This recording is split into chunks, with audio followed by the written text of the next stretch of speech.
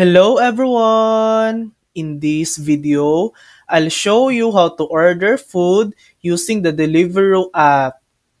First, download and open the Deliveroo app from your app store. Log in or create an account if you haven't already. Next, enter your delivery address or allow the app to detect your location so it can show restaurants available in your area. Now, browse through the restaurant list or use the search bar to find what you're craving. Once you find something you like, tap to add it to your basket. And don't forget to customize your order if needed.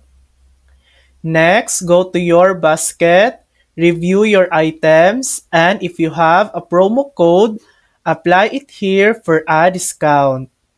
Choose your payment method like card or digital wallet. Then tap place order to confirm. And that's it. You've just placed your order on Deliveroo.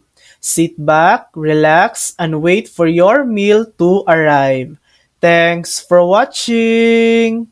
If this video helped you, please like and subscribe for more helpful tutorials.